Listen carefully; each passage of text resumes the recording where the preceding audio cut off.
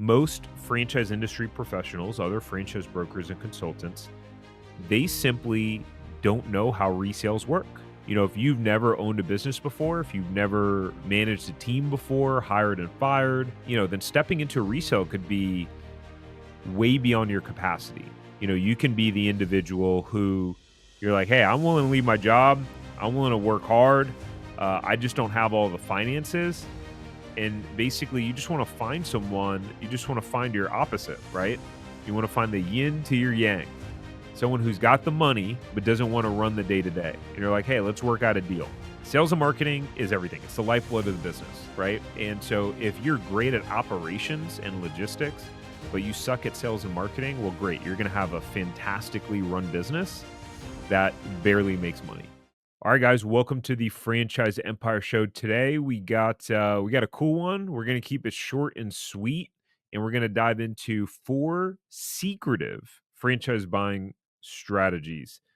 This is obviously a solo episode. We're going to do some more of these solo episodes, and if you are listening, you'll be able to get a tremendous amount of value out of this. It'll still be helpful, but you can also watch this on the Franchise Empire Show channel on YouTube. So if you just type in Franchise Empire Show on YouTube and then look at the most recent episode, you'll be able to see this, assuming that this is the most recent episode when you watch it, because there is going to be a visual component. I'm going to share my screen. But again, you're still going to be able to get the value out of it, whether you're listening on audio or you're watching it. I'm a visual person, so I like to see the visual as people are saying things. But all right, 4 secretive franchise buying strategies. All right, the way that I learned this is we've now worked with hundreds of franchise buyers, me and my team. And what I learned is that there were different franchise buying strategies that no one in the industry tells people about. And for a variety of reasons, I'll go into that, why they don't tell people about these franchise buying strategies. But my goal is to just add as much value for you as possible, knowing that 80% of you will never work with us, me, my team, or anything. I'd love if you did. 20% of you will get so much value, go, hey, I want to work with you guys to help buy my franchise, right? So let's dive into it. I'm going to share my screen, and if you can, I would say take some notes, and let's jump in. So the 4 strategies. So the first one, and I've talked about this before, which is strategy number 1, which is buying a profitable resale. A couple of the strategies we're going to talk about, I really haven't ever talked about them. And I don't know anyone that does. But the first is to buy a profitable franchise resale, right? And this is how you can replace your income virtually overnight if you're buying a franchise resale that obviously is making enough profit that can produce the income you want. What happens is that the reason why you won't hear any other franchise brokers, consultants, or anyone really talking about this, you may be wondering why. It's a few different reasons. So, number 1, most franchise industry professionals, other franchise brokers and consultants, they simply don't know how resales work. They've never had any experience with them. They don't know how the process works, how to go about vetting them, how to assist people through that process. And generally speaking, it takes more effort and work on the franchise broker consultant's part to help a client or a franchise buyer buy a franchise resale because it's more complex. You have to look at the financials, profit and loss statements. You have to produce an LOI, a letter of intent, a purchase agreement. You want an attorney to review the purchase agreement. The deal can fall through.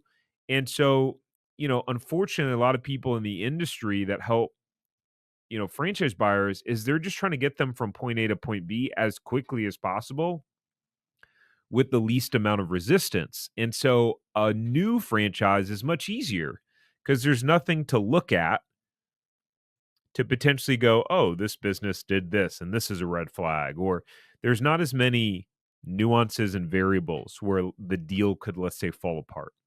And so for me, I want to just give you the information and again provide as much value as possible because a resale might be a better opportunity for you. Now, there are cons to resales and they, the analogy I use is it's like two analogies. It's like it's trying to board a plane, a train that's going like 80 miles per hour already, right? And so, if you've never owned a business before, if you've never managed a team before, hired and fired, uh, then stepping into a resale could be way beyond your capacity. The other analogy to bring this to life is it's like if you just got your driver's license and you were learning how to drive, and instead of like, a Honda Civic or a normal vehicle that's easy to maneuver, it's like you hopped into like a Ferrari or a Lamborghini with 600-700 horsepower, where if you step on the gas too hard, the thing just can completely go out of control and you can lose control and crash. And so that's what buying a resale is like, assuming that it's one that has a bunch of employees. So as an example, we recently had someone on our team who bought a service-based, a painting franchise that was doing well over $1 million in sales, a few $100,000 net, and has a whole team of employees, contractors, full-time employees, salespeople, etc. Now, for the average person who's never hired and fired or never experienced what it's like running a business, that could be too much to handle and bite off, But in this case, this individual, her fiance owns a franchise, a food franchise, as well as she helps to manage and run some businesses. So she had the experience overall, but resales can be a really attractive opportunity. The other part is that sometimes the inventory can be limited. So, there may not be any available resales, in your area at all. So that's the strategy of buying a resale. Again, this can be super epic. We've had clients that have found businesses that were, doing hundreds of thousands of dollars in profit, millions of dollars in sales, and they were able to step into a business that replaced their income right away, which is pretty cool. You definitely want to get help and guidance going through a resale. If that's something you're interested, by the way, our team specializes in helping and source resales and helping clients buy franchise resales. It's actually something we dive deep into in our zero to profitable franchise system and online modules and curriculum. We show you how to do due diligence and all of the nuances. And part of how I know a lot about this is um, I bought a resale. I represented myself in that process. And when I sold my franchises, I represented myself. So I'm very familiar with all of the nuances to buying a resale. So you get to learn from my mistakes. Um, and so what's happened recently, because we talk about resales so often publicly and in our newsletter, and that we do, and that we've helped so many of our clients now buy resales, we're now having franchisors and people in the industry coming to us, giving us first dibs before a franchise resale opportunity has gone public, um, or we're having access to off market opportunities where it's not even on the market yet. And they're bringing it to us and saying, "Hey, do you have a buyer for this?" So it's really cool and it's really exciting, So if you're interested in seeing if there are any franchise resales available in your area, you can set up a free 15-minute call with our team. You can go to franchiseempire.com/resales. You'll enter your information.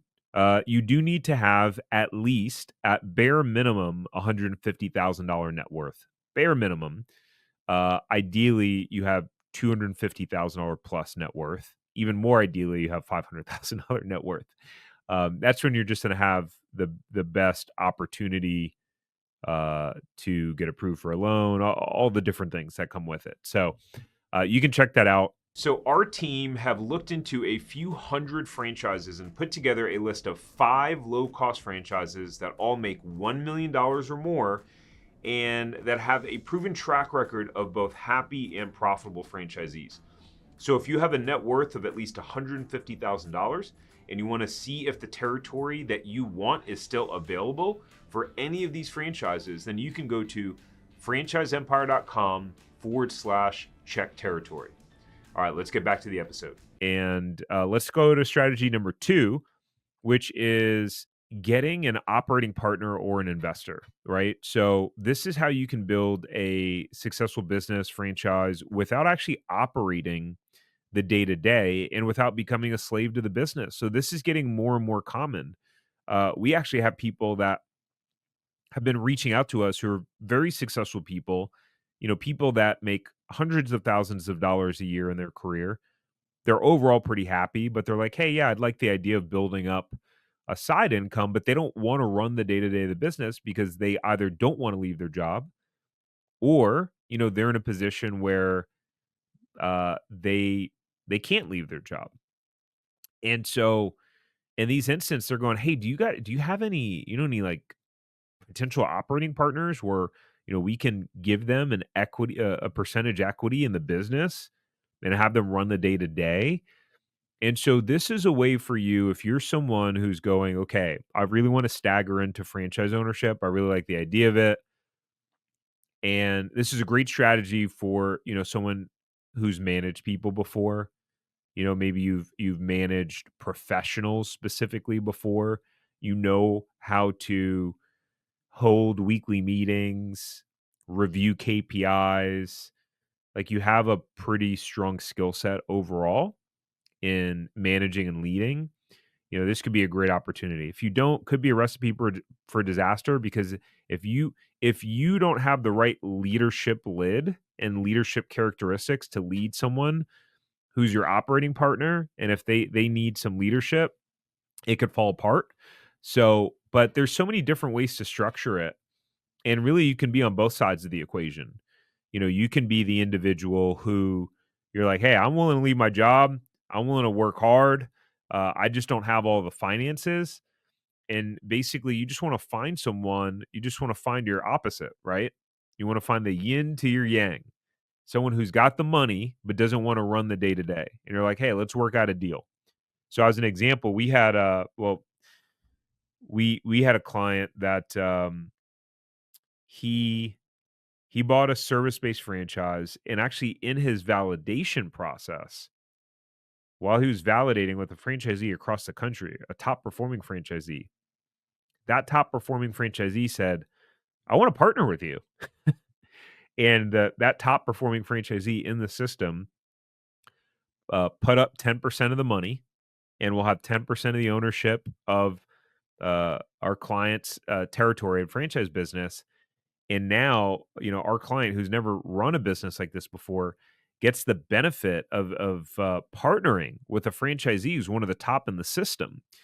And so, pretty cool collaboration overall. So that's strategy number 2. You can be the person coming in as the operating partner, or you could be the person coming in as the investor. Okay. Hey, so if you want to figure out if you should buy a franchise and learn the fastest and easiest way to figuring out the best franchise to buy and everything you need to know about the process, then you'll want to go get access to our Franchise Buyers Academy. In our Franchise Buyers Academy, you'll get a behind the scenes look into specific franchises and exactly how much money they are making. You'll get simple formulas for finding money making franchises and a blueprint on how to scale them into a franchise empire that can be sold for a lot of money later on. You'll be able to finally answer the question on, should I buy a franchise? Now, you can get access at franchiseempire.com/FBA. Now, let's get back to the episode. Strategy number 3 is a turnaround resale. What is a turnaround resale? A turnaround resale is an existing franchise that is either losing money or just about break even. And so what you'll find is that this is how you can buy a franchise for 30 cents on the dollar, if not less. As an example, another client that we had, a gentleman that we helped buy a resale, and there was a home services franchise that had two previous owners for that specific territory. And, both of them never really did any sort of great numbers in that territory. So you may think, what's a bad territory, right? If two different owners had it, like that's just a dead territory. It's a bad location. Well, turns out that wasn't the case. So this individual was able to. So the person selling the franchise, basically the business like wasn't making money, and I think it was actually losing a little bit of money. And the person who was selling it had another business. They were focused on that other business. That was their moneymaker. So they didn't really put their all into that business overall. So what happened was our client was able to come in and buy this franchise with an existing base for 60 grand. They were able to buy it for less than how much it cost to get a new one up and running, which is wild. I think to get a new one up and running with the franchise fee and, all of the other stuff would have been like 150 grand. So he got it for a steal. What's crazy is that he wind up doubling. I had recently talked with him a couple months ago, and I think it was for like the month of February 2024. He doubled. He's basically at 100% year over year in revenue, which is wild. And it's just because he was all in. He went full time in the business right away, all in. It's not to say he didn't have his challenges. It's not all sunshine and rainbows. I know that he said in the beginning it was hard trying to figure out the different lead sources. There were some bad leads that he was buying, but he figured it out. He made a way, and pretty epic. And I know a lot about the strategy because the resale that I bought was a turnaround resale. It was a tremendous amount of work. I would not recommend it unless you plan on going full time. A turnaround resale is a tremendous amount of work, and you don't know how long it's going to take to get it turned around. Again, you potentially going to get it for 30 cents on the dollar, if not less, but you need to be full time in the business for a turnaround resale. Or the other option is you combine that with strategy number 2 and you hire someone who has, as an operating partner, I'd recommend, who has experience in that exact type of business, right? So they like if it's a home service thing and it's a painting franchise, like you want to hire someone that has experience in it overall. And you want to hire someone who's really good at sales and marketing. Because in business, Mark Cuban says this: sales cures all.